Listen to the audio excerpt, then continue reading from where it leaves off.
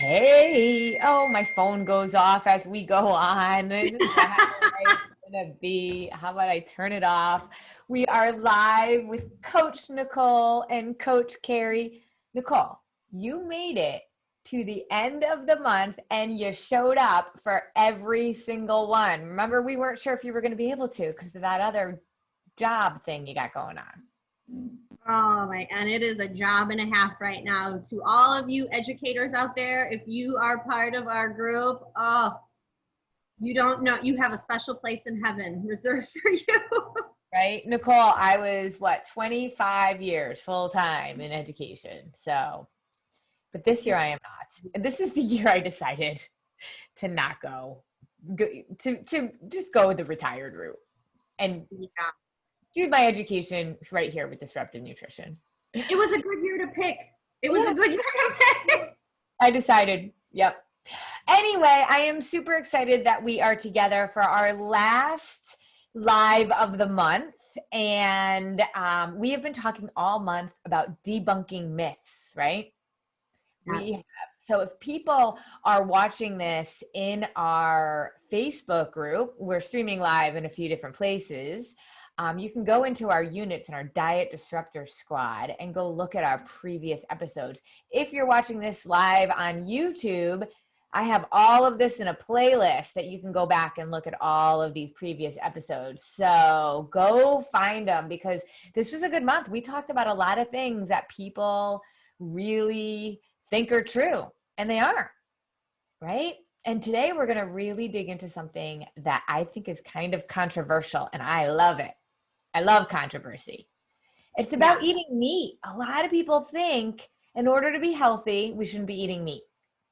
And it's just another one of those things where we're just not educated. We hear bits and pieces of things, and then we believe them, and then almost like expand upon it and make it even more true, and more exaggerated in so many ways.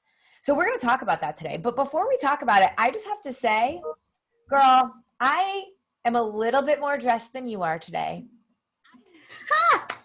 I know. Last week I was the one that was dressed and all cute and fancy. And now, I will say you totally inspired me. And that next day I got dressed. I didn't send you a picture because you had said for me to send a picture. I didn't do that, but I even said to my girls, look at me. Do you guys all notice? And Ellie goes, and my younger one goes, were you going anywhere today? I noticed that you kind of look nice. Right. But anyway, today I got dressed. Makeup, clothes, shower, all of that. So shower too. That's even better. No, I know. Yeah. So anyway, that's where we are. So let's get into meat because here's what I want to preface this. If people choose to be vegan or vegetarian due to their own beliefs or, their own kind of feelings around animals and that kind of stuff, that is 100% valid, wonderful. And we support people, right? We have people in our 4 weeks to wellness that are vegan and that are vegetarian. It's harder. And we work really hard with them to make sure they're getting all the nutrients they need, especially because the protein isn't the same. But if we're doing it because we really think it's the healthier alternative, well, then we really have to educate because we're going to debunk that myth right now. And I'm going to pull upon not just our own training and our own knowledge, but also Dr. Mark Hyman. Dr. Mark Hyman is an amazing doctor out of the Cleveland Clinic. You're in Cleveland. Love him. Yes. Yep. And we studied food. What the heck should I eat in our members group? There's just we totally align. Our approach totally aligns with him and his approach. And the thing is, meat, whether it's steak, whether it's chicken, whether it's seafood, there's no better source of protein than what you get in animal-based protein. And we've talked about this before, but it's a really powerful ingredient for our bodies. Now, would you consider yourself like a meat eater, or are you like prefer more like the vegetables and vegetarian route? You know, and the way I've fluctuated over the years, and again because of things that I thought were true, because there was a time when I wanted to stay away from the red meat, and I'm like, oh my gosh, you can't have red meat. So I was more of a chicken person and more of like a fish person. But then I'm like, well, no, you have to have meat. So I've really found a good balance. I do a balance of meat. I don't feel guilty when I'm eating it. I'm not eating steak every night though, but I Well, balance it.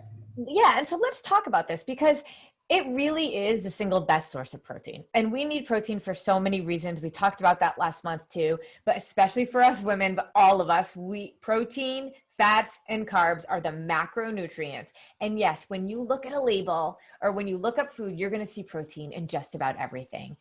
They're tiny little amounts of protein and very often not complete protein. So I am sorry to all you vegans and vegetarians out there. Like, legumes might have a lot of protein for a plant, but they lack a number of critical amino acids.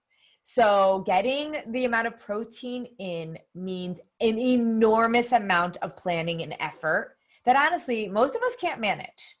If like you're eating, you have to combine, and when you do, you got to be careful because your carb rate could go out of control. And so when you're thinking about what a few ounces of an animal protein will be compared to that of the mixture of vegetarian protein you have to try to piece together, it's really hard to do. But I mean, we're committed. And if you're committed, we help people do that. But it is just the bottom line, the best source. And it's especially important as we get older, where our muscle loss is the single biggest cause of rapid aging and disease. And what we teach, this is why I always talk about this. It's not just a short-term weight loss kind of thing. It's not about weight loss. It's about a long-term plan for our health, right? Right. So you said something about red meat, right? And like meat has been, it still is pretty demonized in a lot of ways.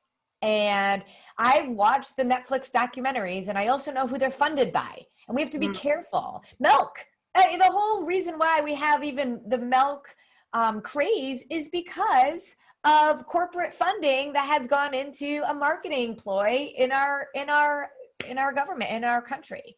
So we're one of the only, I mean, not one of the only, but we're very few countries have milk on a regular basis in their diet.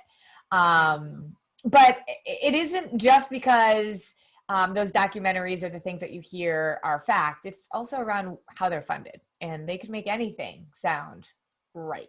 So, we kind of came across this idea that saturated fat raises cholesterols, and then we demonize meat. We want to choose lean meat, like you were saying, and we trimmed all the fat off of it. But the thing is, heart disease is a really complex condition. It's not just about the bad types of cholesterol, but there's so many other things like inflammation, blood sugar, triglycerides, all the other things. And it's just not simple enough to say that the meat, the fat in meat causes heart disease. It's all around. Actually, what we do know is that processed carbs, like refined starch, refined sugars, that actually will raise your blood levels, like we know. Also, though, your blood levels of bad cholesterol and the bad saturated fats. So it's those things that are likely causing heart disease issues more than meat. So it's really interesting. Yeah. When you eat meat, what do you look for? Like organic, grass-fed? What do you do for that? Yeah. So that's what I was going to say. I think one of the things that we think about too, if you're getting organic meat or you're getting grass fed, again, the type of things that the animal is fed is going to make a big difference in the meat that you eat. So yes, organic is obviously always best. That's obviously what I try to look for. But if it's not there, then the grass fed.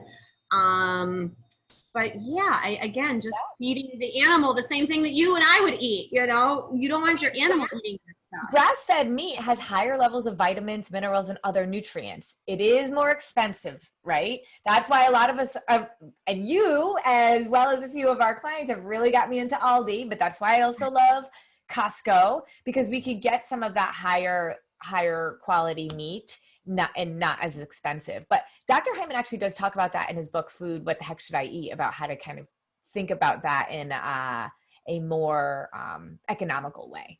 So, but here's the thing. This is just because we're saying protein, fats, and carbs, or just saying you should have animal protein. I mean, the bottom line is our bodies cannot produce the amount of amino acids that we need. And animal protein can give us all of those amino acids really simply. And I just believe in a lot of ways, God put those animals on this earth for us to be able to have. I mean, I want to make sure that the sourcing is cruelty free, that, you know, some of the stories that you hear about farming is scary. And I think those things are really important to be considering. But also the fact is that it's really, really powerful for us. But here's the thing, your plate should still mostly be plants, right? You can't get enough of, there are so many fruits and vegetables that are just so good for us. We're going to get so many nutrients. So it's like having the right portion of protein, the right portion of fat, and the right types and portions of carbs. And if the majority have come from vegetables, that is right. That is spot on. You're a vegetable girl. You love your vegetables. I am a vegetable girl. And so my husband still is very resistant to our PFC and our lifestyle of living because he is such a meat and potatoes guy. And for dinner last night, we did, what did we do? We did like we did a chicken and vegetables and mushrooms and green beans and peppers and it was so good. But he was standing next to me making his plate and I was making my plate and I'm like, I looked over, I'm like, what are you doing? He took like 2 pieces of chicken and like a small little portion of vegetables. I'm just like, please, hon, please. Good example, right? No, but you're right. I mean, really, it's not to say we want our plate filled with all this animal-based protein. We need that protein. And our plate should still be mostly vegetables. So we don't want to take that away. We want you to have as many as you can, really, right? Right. I had to help him through that. We balanced it a lot better. And he was, yes, grateful for it. Well, you are a good influence on him, right? I hope. Well, and he'll get it one of these days. He's still young and, you know, his metabolism is firing like all these men are. So, all right. But here's the thing. Just because we adopt a plant-based diet, I don't want people to think that that means healthy. You can be a malnourished, overweight, completely unhealthy vegan or vegetarian, and you can be a completely healthy, at your optimal weight, optimal health meat eater. It's absolutely possible. It's what I live. It's what you live. It's how we live. And vice versa. Obviously, you can take it the other way as well. So it isn't about that. It isn't about plant eating is better than meat eating. It is about the nutrients that you're getting, the complete protein that is very hard to get in a pure vegan diet. Now, vegetarians can get their animal protein through eggs and dairy, cheeses and things like that. But still, there's that lean protein that comes from animals is just a really, really beneficial and nutrient rich food for us to consider. So I want people to just recognize that that is a myth that we shouldn't have meat. Okay. The right portions of the right types of foods at the right frequency, the right portions are really key. And complete protein, the best type of complete protein that you can really have is an animal-based protein. But that being said, we have lots of resources for us I don't eat meat all the time, right? Like we have lots of resources to be able to incorporate, but I just want people to debunk the myth. Do not think you can't eat meat to be healthy. So speaking of teaching, which is what you do, what I do, what we do in Disruptive Nutrition and try to do all the time, we try to offer our free seminars every, 4 to 6 weeks or so. And we're going to do another one. So I always have to look at my schedule because it takes a lot of my life when we do a seminar. So I've kind of looked it over. The coaches are going to go live every night. So it's it's a big commitment, right? So we're going to do one next week. So we're opening registration this week. I always think fall is a really good time to kind of reset, you know? And so that's what we're moving into fall. And so we're going to do a seminar next week. So go to disruptyournutrition.com/seminar. It's free. We call it a 3-day seminar. It's 3 days of teaching, but then we give lots of bonus stuff. Like I can't do it all in 3 days. There's so much more I want to teach.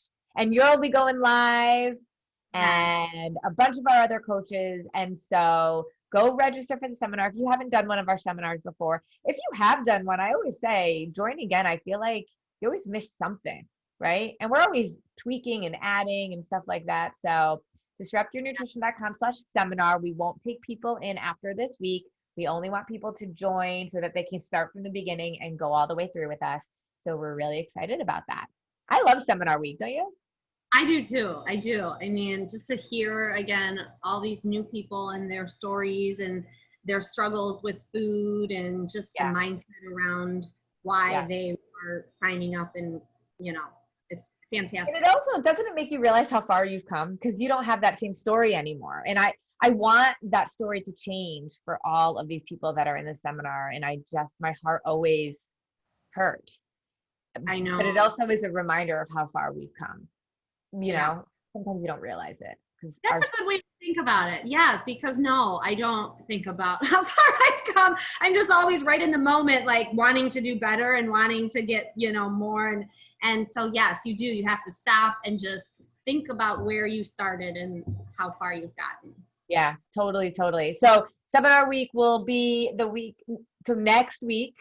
So today's the 28th, so whatever that day is. I don't even know what the day that week is. The days are just flying by. They're all mixing together. So this week, if you are watching this week, sign up for the seminar. If you're not watching this week, the seminar is probably going to be over. But all right, Nicole, thank you so much. It's always so much fun. Have a good rest of your day working and just, not showering. Not shower. I know. No shower today. It's okay. I think it's totally fine. All right, babe. Thanks so much. See you, everybody else. Talk to you later. Bye.